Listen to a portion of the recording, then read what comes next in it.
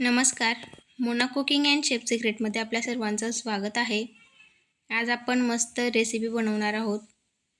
भन्नाट चवीची खूप स्वादिष्ट अशी बनवून तयार होते. चला तर मग बनवायला सुरुवात करूया. सर्वात आधी आपल्याला एक बटाटा घ्यायचा आहे, मीडियम आकाराचा. त्याला शिलून घ्यायचा आहे आणि मग किसून घ्यायचा आहे स्वच्छ धुवून. त्याच्यात जे स्टार्च असतात ते निघून जातात धुतल्यानंतर, म्हणून बटाटा धुवून टाकायचा आहे.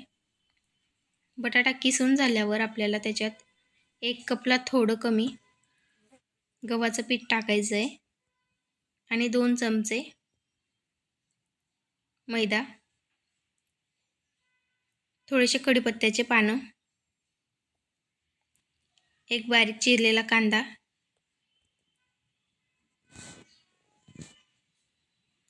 जिरं, ओवा हातावर चोळून घ्यायचा आहे आपल्याला आणि मगच टाकायचा. ओवा कशातही टाकताना आधी हातावर चोळायचा आणि मगच टाकायचा आहे. लाल तिखट, तुम्हाला जर का लाल तिखट नसेल आवडत तर तुम्ही त्या जागेवर मिरची टाकू शकता, हिरवी मिरची, बडीशोप,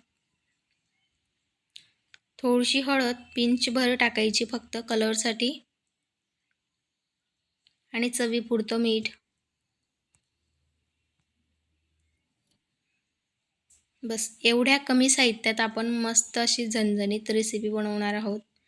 अतिशय भन्नाट चवीची. तुम्ही हा नाश्ता किंवा ब्रेकफास्ट तुम्ही जे काहीही म्हणू शकता. लहान मुलांच्या टिफिनसाठी किंवा चहासोबत सकाळी खाण्यासाठी, नाहीतर दुपारच्या छोट्या भुकेसाठी केव्हाही बनवू शकता. अतिशय सोप्या पद्धतीने बनवून तयार होतो. अजिबात वेळ लागत नाही.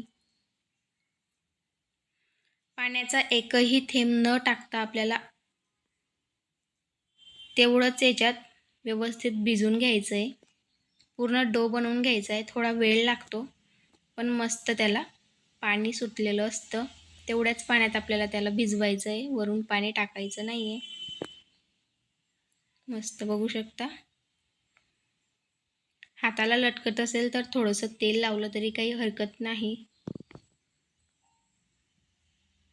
आता आपला डो बनवून तयार झालेला आहे, बघू शकता. आता पुढच्या प्रोसेससाठी सुरुवात करूया. गॅसवर तवा किंवा पॅन ठेवायचं आहे. त्यात जरा एक्स्ट्रा तेल टाकायचं आहे,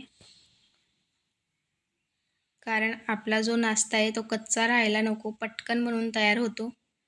म्हणून थोडंसं तेल जास्त टाकायचं आहे. 2 चमचे तेल टाकलं आहे आपण.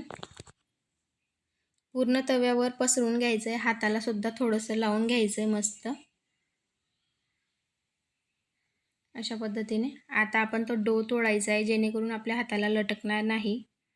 अशा पद्धतीने त्याला गोल करून वडेप्रमाणे दाबून घ्यायचं आहे, किंवा तुम्हाला जो आकार आवडत असेल, गोल, चौकोन, त्रिकोण, जसं आवडत असेल तुमच्या मुलांना तसं बनवा. बघू शकता मस्त. थोडंसं बारीक करायचं, जेणेकरून पटकन बनवून तयार होतं आणि आतून कच्चं पण राहत नाही. गॅस मीडियम ठेवायचा आहे आणि पटापट सर्व नाश्ता बनवून तव्यावर जेवढा मावेल तेवढा त्याला टाकायचा आहे.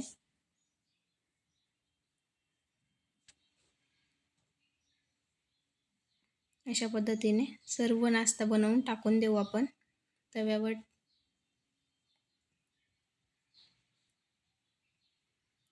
तुम्हाला जर का माझे व्हिडिओ आवडत असतील तर लाईक, शेअर, सबस्क्राईब करा, बेल आयकॉन प्रेस करा, जेणेकरून अशाच पद्धतीने सर्व व्हिडिओ तुमच्यापर्यंत पोहोचत राहतील.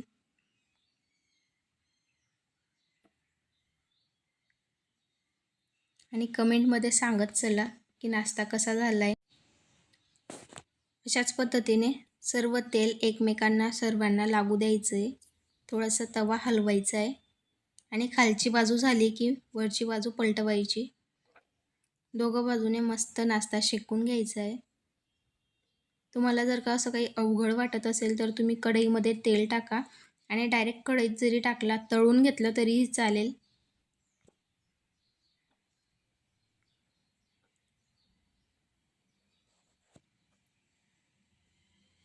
तळायचं कसं असतं, तेल जास्त लागतं आणि जास्त तेलकट कोणी खातंही नाही. याला तेल जास्त लागत नाही. हा नाश्ता जास्त तेल ॲब्झॉर्ब करत नाही.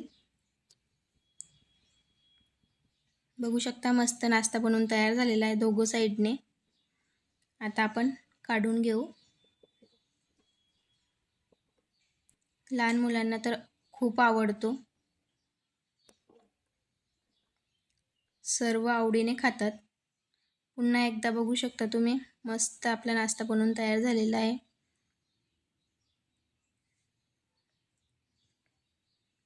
पुन्हा एकदा लाईक, शेअर, सबस्क्राईब करून द्या. बेल आयकॉन प्रेस करून द्या, जेणेकरून सर्व व्हिडिओ तुमच्यापर्यंत पोहोचतील. थँक्यू.